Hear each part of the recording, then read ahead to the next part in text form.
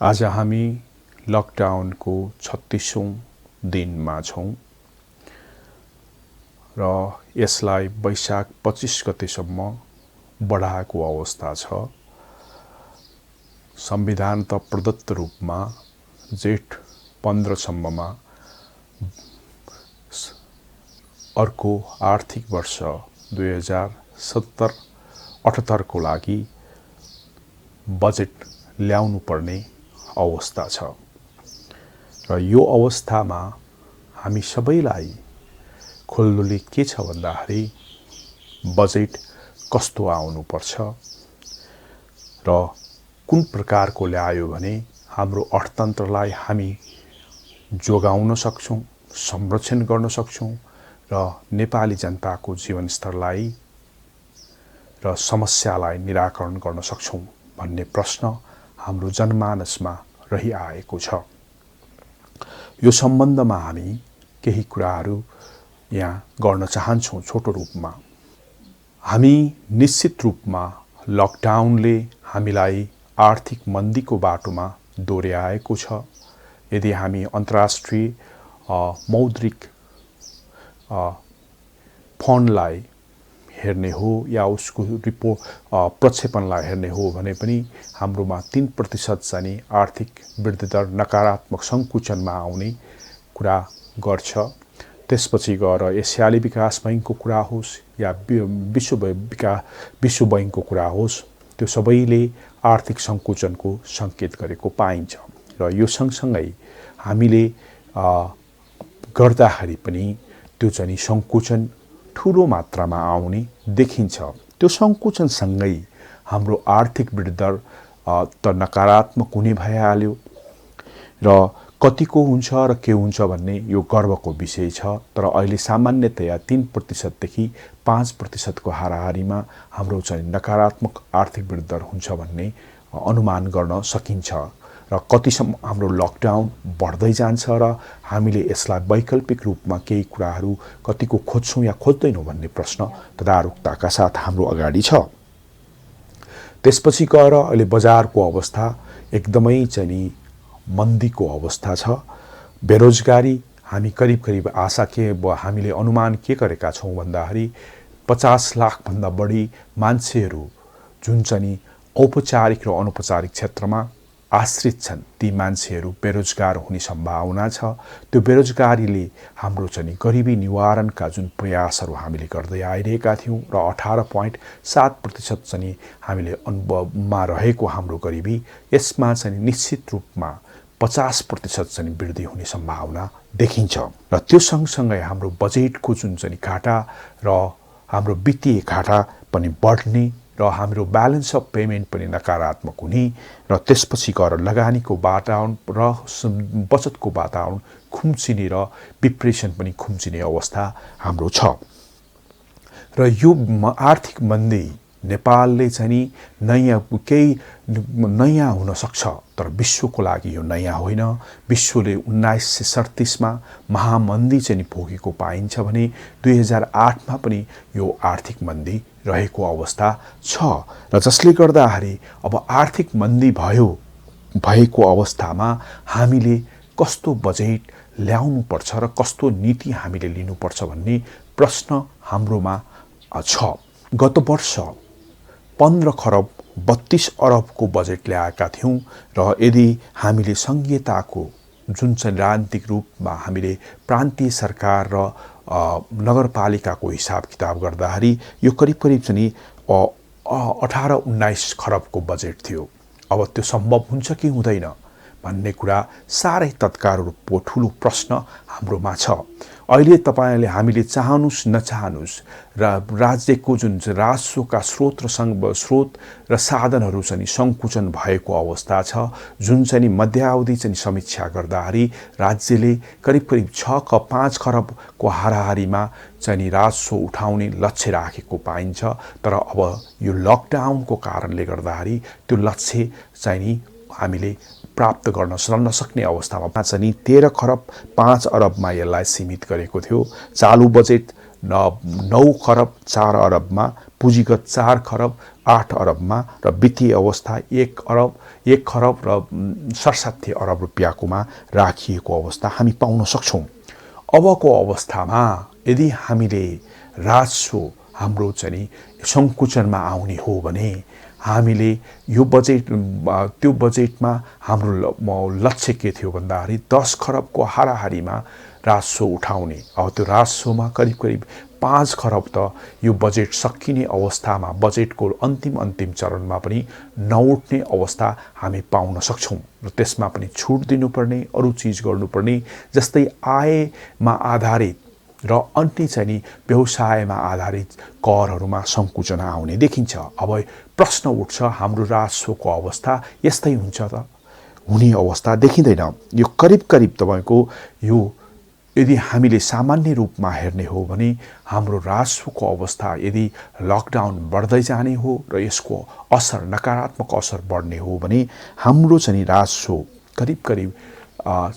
7 खरबमा खुम्चिन सक्ने अवस्था सिर्जना हुन सक्छ। अब 7 खरबले हामी करिब जुन चाहिँ राजस्वले साधारण खर्च मात्र धानिरहेको अवस्थामा अब धान्छौँ कसरी त? यो प्रश्न तदारुकताका छ। यसले हामीलाई एउटा चेत र हामीलाई एउटा बाटो के दिएको छ भन्दाखेरि ठुलो मात्रामा क्रान्तिकारी हिसाबमा हामीले राजनैतिक संरचनागत खर्चहरू र साधारण खर्च, विकास खर्च त भइहाल्यो, तर साधारण खर्च पनि यसलाई चाहिँ कटाउनु पर्ने, कटौती गर्नुपर्ने, मितव्ययिता चाहिँ गर्नुपर्ने अवस्था सिर्जना भएको अवस्था छ। किन भन्दाखेरि हाम्रो राजस्वले अब धान्न सक्ने अवस्था छैन। सामान्यतया साधारण खर्च धान्नुपर्नेमा त्यो पनि धान्न सक्ने अवस्था नहुने देखिन्छ, जसका कारणले गर्दाखेरि अब तपाईँले चाहिँ नि प्रश्न के उठ्छ भन्दाखेरि अब जुन प्रान्तीय सरकारहरू जुन एकदमै चाहिँ नि क्रिया र सक्रिय नभएको, जसको चाहिँ औचित्य हामीले स्थापना गर्न नसकेको, मात्र हामीले राजनीतिक चाहिँ भावनालाई समेटेर ल्याएको जस्तो देखिएको जुन संरचना छ, अब हामी राख्ने कि नराख्ने र सङ्घीय संरचनामा जुन चाहिँ हात्ती जस्तो संरचना छ त्यसलाई राख्ने कि नराख्ने र त्यसपछि गएर नगरपालिका भए यी सबै चिजमा अनावश्यक जुन संरचना छ अब हामीले सोच्नुपर्ने छ। पहिलो काम यो संरचनालाई घटाउनु पर्यो। यो घटिसक्यो भने हाम्रो चाहिँ खर्च, साधारण खर्च घट्ने अवस्था देखिन्छ र त्यो सँगसँगै तिनीहरूले गर्ने जुन चाहिँ क्रियाकलाप छ, तलब भत्ताका कुरा भए, उनीहरूको गाडी सुविधाका कुरा भए र त्यसपछि गएर विकासका कोषहरूका कुराहरू भए, ती सबैलाई हामीले सङ्कुचनमा ल्याउनु पर्ने देखिन्छ। अब यो राजनीतिक रूपमा दूरदर्शिता र कडा रूपमा हामीले निर्णय गर्नुपर्ने समय आएको हाम्रो अगाडि छ। त्यो गरिसकेपछि यदि हाम्रो चाहिँ हामीले यसलाई चाहिँ 3-4 खरब रुपियाँ चाहिँ सङ्कुचन गर्न सक्यौँ र त्यसमा पनि केही बचत गर्न सक्यौँ भने हामीले चाहिँ विकासको बजेटमा मन्दी भएको बेलामा राज्यले ठुलो मात्रामा स्टिमुलस प्याकेज, उत्प्रेरित चाहिँ फन्डहरू र कोषहरू खडा गरेर राज्यका संयन्त्रबाट पूर्वाधारमा भए चाहिँ विभिन्न यो चाहिँ हाम्रा जुन चाहिँ अहिले पिछेट भएका निजी क्षेत्रहरू छन् र विभिन्न चाहिँ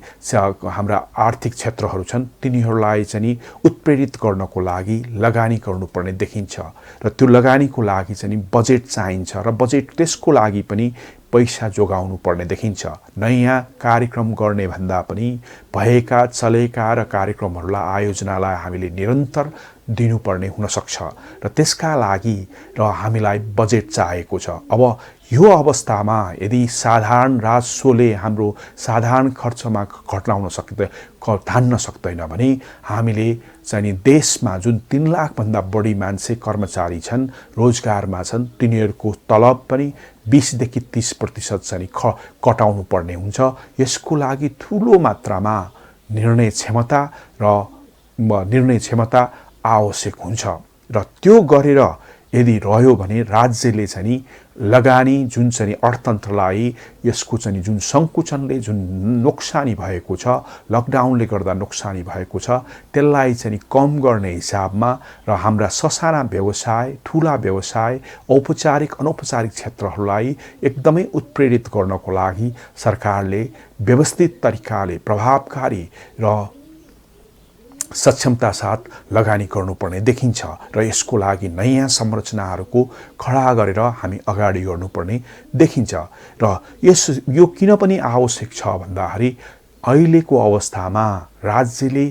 वैदेशिक ऋण र वैदेशिक अनुदान र आन्तरिक ऋण चाहिँ उठाउन नसक्ने अवस्था सिर्जना भएको अवस्था छ, जसका कारणले गर्दाखेरि आफ्नै स्रोत र साधनमा राज्यले आफ्नो बजेट निर्माण गर्नुपर्ने देखिन्छ र त्यो पनि राज्यले राहत र उत्प्रेरित चाहिँ नीति नियमहरू लिएर, जसकोले गर्दाखेरि राज्यलाई ठुलो भार हुने देखिन्छ। यसको लागि साधारण खर्च नघटाइकन हामीले सक्ने अवस्था छैन, जसका कारणले गर्दाखेरि यो बजेट मितव्ययी राजनीतिक चाहिँ सुधार र तेस्रोमा चाहिँ ठुलो चाहिँ उत्प्रेरित विकासमा बजेटको रूपमा ल्याउनु पर्छ र यदि हामीले राजनीतिक संरचनामा साँघुरो गर्दै र सङ्कुचन गर्यौँ भने पनि त्यसमा रहेका जस्तै सांसद विकास कोष र अन्य खर्च वर्चहरू जुन राजनीतिसँग र संरचनासँग सम्बन्धित छ त्यो सबैलाई खारेज गरेर अगाडि गर्नुपर्छ, जसले गर्दाखेरि हामीले यो अर्थतन्त्रलाई 3 वर्षभित्र पुनर्जीवित बनाउन सक्ने अवस्था सिर्जना हुन्छ। यदि हामीले बिग पुसको हिसाबमा एउटा चाहिँ राहत र उत्प्रेरित कार्यक्रमहरू र साथमा चाहिँ अन्य वातावरण तयारी गर्ने कार्यक्रमको लागि लगानी गर्न सकेनौँ भने हामी ठुलो समस्यामा भोग्न सक्ने अवस्था सिर्जना हुन सक्छ। त्यसले गर्दाखेरि यो एउटा मौका हो, यो चुनौती मौकाको रूपमा हामीले बदल्नुपर्छ। यो मौकामा हाम्रो बजेट स्वाधीन, स्वावलम्बी र अर्थतन्त्र निर्माणको लागि पहल गर्ने हिसाबमा चाहिँ अगाडि बढ्नुपर्छ र यदि हामीले चाहिँ आर्थिक चाहिँ संरचनामा जुन चाहिँ क्षेत्रहरू छन् ती क्षेत्रहरूमा हाम्रो चाहिँ उद्योग र कृषि र लाई चाहिँ बढी जोड दिएर अगाडि बढ्नुपर्ने हुन्छ र स्रोत र साधनलाई चाहिँ राजनीतिक र भावनात्मक हिसाबले र चाहिँ हचपचमा चाहिँ त्यसलाई चाहिँ वितरण गर्ने, त्यसलाई चाहिँ वितरण गर्ने कामलाई रोक्नुपर्ने हुन्छ र यदि हामी चाहिँ आर्थिक अनुशासनमा बसेर यी चीजमा प्रत्येक चाहिँ नेपाली रुपियाँमा त्यसको चाहिँ उत्पादकत्व हुने र साथमा चाहिँ हाम्रो मन्दीसँग लड्ने चाहिँ हिसाबले हामीले स्रोत र साधनलाई चाहिँ परिचालन वितरण चाहिँ गर्नुपर्ने हुन्छ। यदि सकिन्छ सामाजिक सुरक्षामा पनि हामीले चाहिँ केही मात्रामा अंश चाहिँ घटाउन पर्ने हुन्छ, जुन यदि घटाएर त्यो चाहिँ पछि फेरि थप्नु आर्थिक चाहिँ पुनर्जीवित भयो भने थप्न सकिन्छ। त्यो गरेर यो चाहिँ अर्थतन्त्रलाई जोगाउने, संरक्षण गर्नुपर्छ र कर राजस्वका जुन दायराहरू बढाउने तर करका जुन दरहरू छन् त्यसलाई घटाउने र त्यसपछि गएर बैंकको जुन चाहिँ इन्ट्रेस्ट रेट छ त्यो चाहिँ ब्याज दर छ त्यसलाई घटाएर एउटा तर त्यसपछि गएर जुन तरलताको समस्या हुन्छ त्यसलाई चाहिँ व्यवस्थित गरिदिने वातावरण पनि तयारी गर्नुपर्ने हुन्छ र साथसाथमा यो अवसरमा भ्रष्टाचार र कालो चाहिँ धन र त्यसपछि गएर अनौपचारिक रूपमा चलाएका जुन पैसाहरू छन्, व्यापारहरू छन्, त्यसलाई चाहिँ औपचारिक र यी चीजमा राष्ट्रियकरण गर्ने हिसाबमा अगाडि बढ्नुपर्ने देखिन्छ र यदि यो गर्यो भने हामीलाई चाहिँ स्रोत र साधनको कमी हुँदैन र त्यसपछि गएर आर्थिक मन्दीसँग हामी लड्न सक्ने अवस्था सिर्जना हुन सक्छ। नत्र अन्यथा हाम्रो चाहिँ जुन तरिकाले गरिबी र बेरोजगारी र साथसाथमा आर्थिक क्षेत्रको चाहिँ संकुचन भएको छ त्यसले हामीलाई चाहिँ ठूलो मात्रामा आघात र हामी ठूलो मात्रामा चाहिँ सामाजिक, मानसिक र राजनीतिक रूपमा एउटा चाहिँ मन्दी र संकुचन, एउटा अस्तव्यस्त हुने अवस्था हुन्छ। त्यसले गर्दाखेरि बजेट ल्याउँदाखेरि एकदमै संयम र धैर्य र साथमा चाहिँ एकदमै चाहिँ समूहगत छलफल र थेमेटिक छलफल गरेर हामीले गर्नु जुन चाहिँ राज्य व्यक्तिभन्दा बढी राज्यको आफ्नो जिम्मेवारी छ भनेर ध्यानमा दिएर ल्याउनु पर्ने देखिन्छ। र धन्यवाद।